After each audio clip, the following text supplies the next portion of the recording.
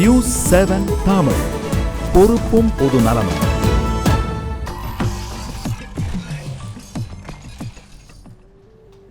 Arise TMT வழங்கும் கேள்வி நேரம் நிகழ்ச்சிக்காக உங்கள் அனைவரையும் அன்போடு வரவேற்கிறேன். இன்றைய கேள்வி நேரம் நிகழ்ச்சியில் நம்ம என்ன தலைப்பில் விவாதிக்க போகிறோம் பார்க்கலாம். இன்றைக்கு நம்ம விவாதத்திற்காக எடுத்துக்கொண்டிருக்கக்கூடிய தலைப்பு அரசியல் பண்பாடு. நம்ம அதுதான் இன்றைக்கு விவாதத்திற்காக எடுத்துக்கொண்டிருக்கிறோம். இது எடுத்துக்கொண்டிருப்பதற்கான காரணம் என்ன அப்படின்னீங்கன்னா, லல்லு பிரசாத் யாதவ், முலாயம் சிங் யாதவ் அவர்களினுடைய இல்ல திருமண விழாவில் பிரதமர் மோடி அவர்கள் கலந்து கொண்டிருக்கிறார். ஒரு 45 நிமிடம் அந்த குடும்பங்களோடு அளவலாவி இருக்கிறார். அரசியல்ல எதிரெதிர் துருவங்களாக இருக்கக்கூடிய இரண்டு கட்சிகள் அரசியல் மாச்சரியங்களை எல்லாம் கடந்து ஒரு இல்ல திருமண விழாவில் கலந்து கொள்வது, மகிழ்ச்சிகளை பரிமாறிக்கொள்வது ஒரு அரசியல் பண்பாடாக பார்க்கப்படுகிறது. வடக்குல தேசிய கட்சிகளிடத்தில் இது ரொம்ப அதிகமாக இருந்து கொண்டிருக்கிறது. ஆனால் தமிழகத்தில் அரசியல் பண்பாடு எப்படி இருக்கிறது, அருகி கொண்டிருக்கிறதா, இது பற்றி எல்லாம் விவாதிக்க வேண்டியிருக்கிறது. அதே தருணத்தில் இந்த சந்திப்பு என்பதே ஒரு அரசியல் உள்நோக்கம் கொண்டது அப்படின்ற குற்றச்சாட்டும் எழும்பி இருக்கிறது. ஒட்டுமொத்தத்தில் இந்த விவாதம் என்பது அரசியல் பண்பாடு தேசிய கட்சிகளிடத்தில் எப்படி இருக்கிறது, தமிழகத்தில் அரசியல் பண்பாடு எப்படி இருக்கிறது, இது பற்றி தான் விவாதிக்க இருக்கிறோம். இது பற்றி விவாதிப்பதற்காக நம்முடைய அரங்கத்திற்கு வருகை தந்திருக்கக்கூடிய சிறப்பு விருந்தினர்களை உங்களுக்கு நான் அறிமுகம் செய்கிறேன். அனைத்திந்திய அண்ணா திராவிட முன்னேற்ற கழகத்திலிருந்து திரு சமரசம் அவர்கள் வந்திருக்கிறார். வணக்கம் திரு சமரசம். திராவிட முன்னேற்ற கழகத்திலிருந்து திரு கண்ணதாசன் அவர்கள் வந்திருக்கிறாங்க. வணக்கம் திரு கண்ணதாசன். பாரதிய ஜனதா கட்சியிலிருந்து திரு டால்பின் ஸ்ரீதர் அவர்கள் வந்திருக்கிறாங்க. வணக்கம். வணக்கம். காங்கிரஸ் கட்சியிலிருந்து திரு இதயதுல்லா வந்திருக்கிறாங்க. வணக்கம் திரு இதயதுல்லா. டால்பின் ஸ்ரீதர், நான் உங்கள்கிட்டேருந்தே இந்த விவாதத்தை ஆரம்பிக்கணும்.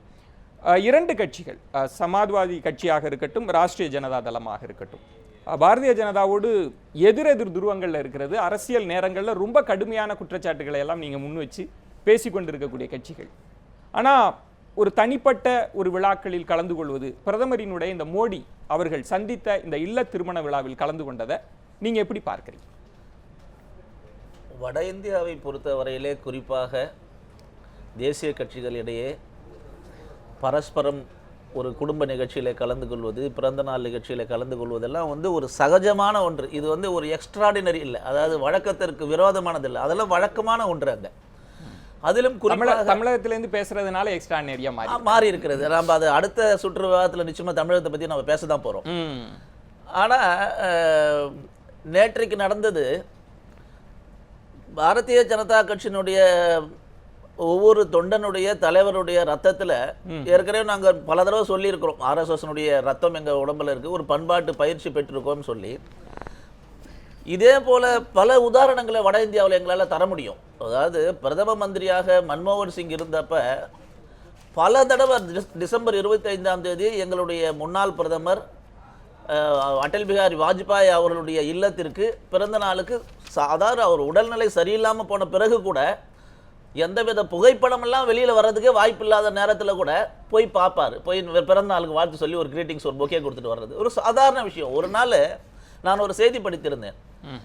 ஷானவாஸ் ஹுசேன் என்று எங்களுடைய இப்போது கூட செய்தி தொடர்பாளராக இருக்கிறார். ரொம்ப நாளாக பீகாரிலிருந்து வந்திருக்கிற எங்களுடைய எம்பி, எங்களுடைய செய்தி தொடர்பாளர். அவர் வழக்கமாக தலைநகரிலே இந்த ரம்ஜான் நோன்பு, அந்த சமயத்திலே ரம்ஜான் நோன்பு திறப்பதை வழக்கமாக அவருடைய இல்லத்திலே நடத்துவதை வைத்திருக்கிறார்.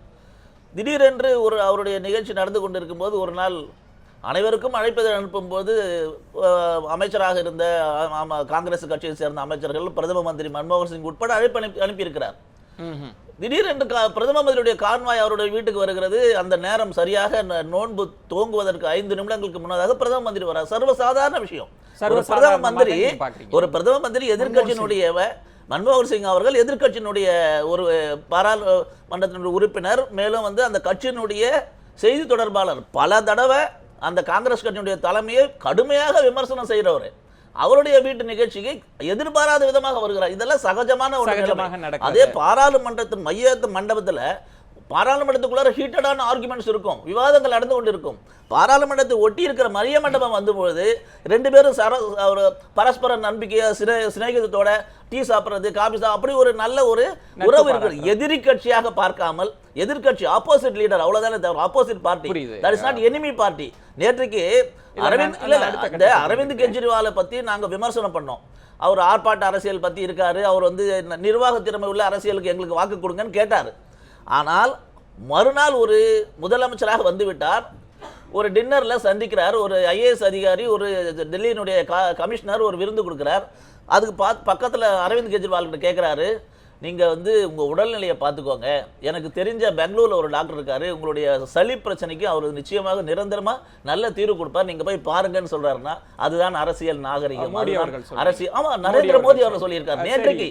இதுதான் அரசியல். இன்றைக்கு ஒரே ஒரு உதாரணம், நான் அடுத்த கட்டத்திற்கு வருகிறேன். இதேதுல்லா, நீங்களும் தேசிய கட்சியாக இருக்கிறதுனால இந்த இரண்டு கட்சிகள் இதை வந்து வெறும் அரசியல் பண்பாடாக மட்டும் பார்க்கிறீங்களா, அல்லது இதற்கு பின்னால் ஏதாவது உள்நோக்கம் இருக்குன்னு பார்க்குறீங்களா? இந்த மோடி அவர்கள் முலாயம் சிங், லல்லு பிரசாத் யாதவ் அவர்களினுடைய இல்ல திருமண விழாவில் கலந்துகிட்டதை எப்படி நீங்க பார்க்குறீங்க? நிச்சயமாக நான் இதற்கு பின்னால் அரசியல் இருக்கும் என்று நான் நினைக்கவில்லை. அது நாளைக்கு இருக்கலாம், அது வேறு விஷயம். அரசியலில் வந்து நண்பர்களும் எதிரிகளும் நீண்ட நாள்கள் தொடர்வதில்லை, மாற்றங்களை நாம் பார்த்து கொண்டு இருக்கிறோம். ஆனால் வட இந்தியாவிலே சகோதரர் ஸ்ரீதர் சொன்னது போன்று அங்கே நீங்கள் பார்க்கலாம், அடிக்கடி பார்க்கக்கூடிய, ஸ்ரீதர் சொன்னதாவது ஒரு வீட்டு குடும்ப விசேஷம், ஒரு தலைவர்களுடைய பிறந்தநாள் விழாக்கள் வரும்போது பாராளுமன்ற மைய மண்டபத்திலேயோ பாராளுமன்றத்தினுடைய பல்வேறு பகுதிகளிலேயோ அங்கே இருக்கக்கூடிய தலைவர்களுடைய மாலை மரியாதை இருக்கும்போது ஒரு புறம் சோனியா காந்தி இருப்பார், இன்னொரு புறம் திரு அத்வானி இருப்பார். அதே போன்று வாஜ்பாய் இருக்கிற காலத்திலே ராஜீவ்காந்தி அவர்கள் வருவார்கள். இப்படியெல்லாம் இருந்த ஒரு காலகட்டம் அன்றும் இன்றும் அங்கே தொடர்கிறது. இது இன்று நேற்றல்ல. காங்கிரஸ் கட்சியில் கோபாலகிருஷ்ண கோகலே அவர்களும் திலகரும் இரு துருவம். ஆனால் இந்த இரண்டு தலைவர்களையும் நீங்கள் எதிராக கருத்துகளிலே இருப்பார்கள், ஆனால் ஒன்றாக இருப்பார்கள் காங்கிரஸ் மாநாட்டிலே. உங்களுக்கு அது மட்டுமல்ல, மகாத்மா காந்திக்கு எதிராக இருந்தவர், எதிரணியிலே இருந்தவர் பலர் இருந்தார்கள். அதிலே குறிப்பிடத்தக்கவர் நேதாஜி அவர்கள். நேதாஜி வெற்றி பெற்றதை தனது தோல்வி என்று கூட மகாத்மா காந்தி சொன்னார். அந்த அளவுக்கு இருவேறு துருவங்களாக இருந்தவர்கள் கூட கட்சியினுடைய விஷயங்கள் என்று வரும்பொழுது, பொது விஷயங்கள் என்று வரும்பொழுது இரண்டு பேருமே ஒன்றாக ஒரே உணவுத்தட்டிலே உண்ட காலகட்டம் எல்லாம் உண்டு. அதே போன்று பல நேரங்களிலே உங்களுக்கு தெரியும், காயிதே-மில்லத் இஸ்மாயில் சாஹிப் அவர்கள் அப்போதான் பாகிஸ்தான் பிரிந்த ஒரு நேரம், அவர் பாராளுமன்ற உறுப்பினர், நேரு அவர்கள் பிரதமர். இப்படிப்பட்ட ஒரு நேரத்தில் நோன்பு திறக்கக்கூடிய ஒரு நேரம், காயிதே-மில்லத் அவர்கள் எழுந்து போய் நோன்பு திறக்க வேண்டும் என்று விரும்புகிறார். இதை ஏற்கனவே அறிந்து கொண்ட பண்டித ஜவஹர்லால் நேரு பாராளுமன்றத்துக்கு உள்ளேயே அவருக்கு நோன்பு திறக்கக்கூடிய ஏற்பாடுகளை செய்துவிட்டு எழுந்து போகும்போது, காயிதே-மில்லத் சாப் ஆகியே இங்கே வாங்க, இங்கே உங்களுக்கு நான் அந்த ஏற்பாடுகளை நான் செய்து வைத்திருக்கிறேன், வாருங்கள் என்று சொன்ன அந்த காலகட்டமும் உண்டு. ஆக இது தமிழ்நாட்டுக்கு ஒன்றும் புதிதல்ல. ஒரு காலத்திலே தமிழ்நாட்டிலே, நான் தமிழ்நாட்டுக்கு வருகிறேன், தமிழ்நாட்டிலே இது நல்லா இருந்துச்சு, இன்னைக்கு தான் அது எக்ஸ்ட்ராடினரியா போச்சு. நான் வருகிறேன். திரு சமரசம், ஒரு எதிரெதிர் கட்சிகளாக இருக்கிறவர்கள் ஒரு விழாக்கள்ல கலந்து கொள்வது அப்படின்றது ரொம்ப சாதாரணமான ஒரு விஷயம். நம்ம தமிழ்நாட்டில் இருந்து பார்க்கறதுனால அது ஒரு எக்ஸ்ட்ராடினரியா தெரியுது அப்படின்ற டால்பின் ஸ்ரீதரனுடைய வாதத்தை நீங்க எப்படி பார்க்குறீங்க? இந்த சந்திப்பை நீங்க எப்படி பார்க்குறீங்க?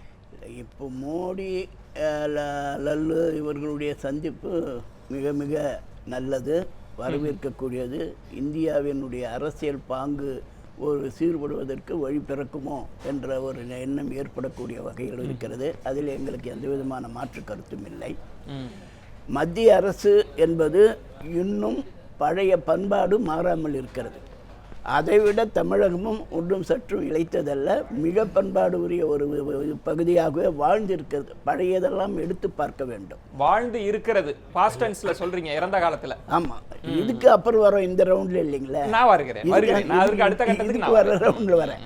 நீங்கள் கடந்த காலங்களை பார்க்கின்ற பொழுது அண்ணா ஃபாரின் போறார், அங்க நிக்சனை பார்க்கணும்னு கேட்கிறார். நிக்சன் இவரை பார்க்கறதுக்கு விரும்பலன்னு போயிடுறார். சரி, அண்ணா வந்துடுறார். இங்கே நிக்சன் இந்தியாவுக்கு வர்றார்.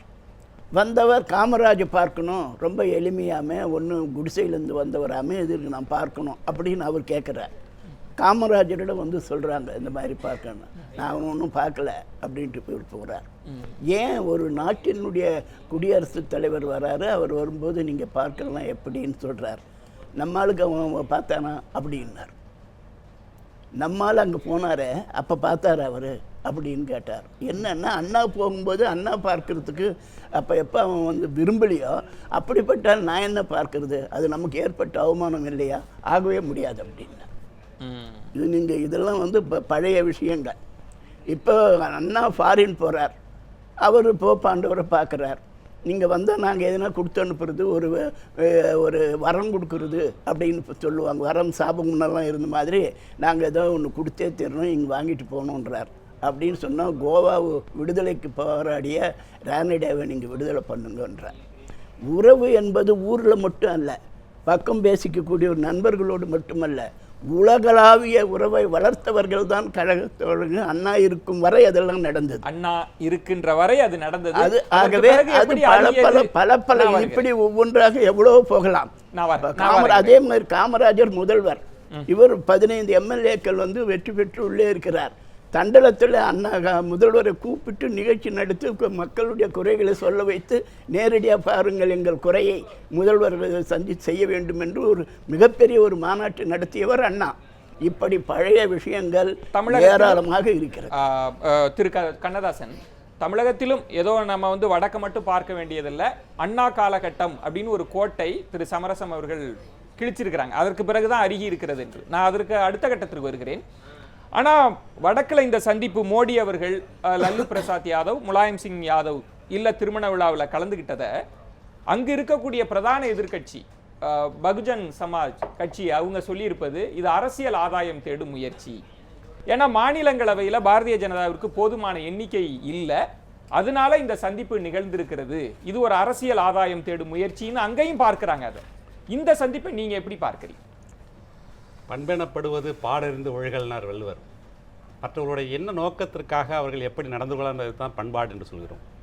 ஆனால் இப்போ பகுஜன் சமாஜ் கட்சியினுடைய அந்த ஒரு குற்றச்சாட்டு என்னை பொறுத்தவரை சரியானது அல்ல என்று நான் கருதுகிறேன்.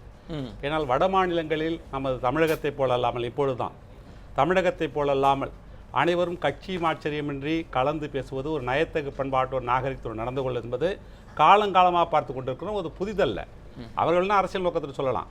தமிழகத்தை எடுத்துக்கொண்டால் திராவிட முன்னேற்ற கழக ஆட்சியில் கூட தலைவர் கலைஞர் அவர்கள் யாரெல்லாம் அவருக்கு அரசியல் எதிரிகளாக இருந்தார்கள் என்று சொன்னார்களோ, ராஜாஜி, காமராசர் அவர்களெல்லாம் இறந்த போது கூட அவர்கள் நினைவாலயம் எழுப்பியவர் கலைஞர் அவர்கள். அது மட்டுமல்ல, அவர் யாரை எதிர்த்து தலைவர் கலைஞரை எதிர்த்து எம்ஜிஆர் போராட அரசியலுக்கு வந்தார். அந்த எம்ஜிஆருடைய இறப்பிற்கு முதலாசிரியர் மரியாதை செலுத்திட்டு தலைவர் கலைஞர் அவர்கள். அன்றைய சமயம், அன்றைய தினம் அவருடைய சிலை தகர்க்கப்பட்ட பொழுது கூட அதை மீண்டும் அந்த வைக்கக்கூடாது என்று சொல்ல பண்பாடு கலைஞர். அது மட்டுமல்ல, இப்பொழுது பார்த்தீங்கன்னா மரியாதைக்குரிய துக்ளக் ஆசிரியர் அவரை விட கடுமையாக திராவிட முன்னேற்றத்தை எதிர்க்கிறவங்க யாருமே கிடையாது. அந்த அவருடைய உடல் நலத்தை விசாரிப்பதற்காக மரியாதைக்குரிய தளபதி அவர்கள் போய் இந்த நாள் பார்த்துட்டு வராங்க.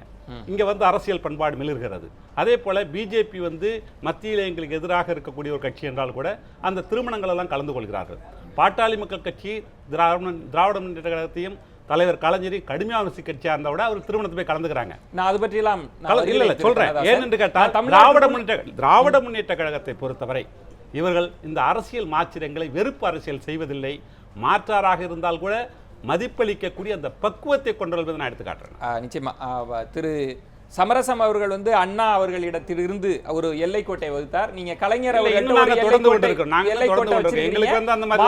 மாற்றான் தோட்டத்து மல்லிகைக்கு மனம் உண்டு அப்படின்ற ரீதியில தான் உங்க வாதத்தை வச்சிருக்கிறீங்க. ஆனாலும் தமிழ்நாட்டில் ஏன் இந்த பண்பாடு அருகி இருக்கிறதா, இது பற்றியெல்லாம் நம்ம தொடர்ந்து பேசலாம். ஒரு சிறிய விளம்பர இடைவேளைக்கு பிறகு பேசுகிறேன். ஒரு சிறிய விளம்பர இடைவேளை, அதுவரை காத்திருங்க.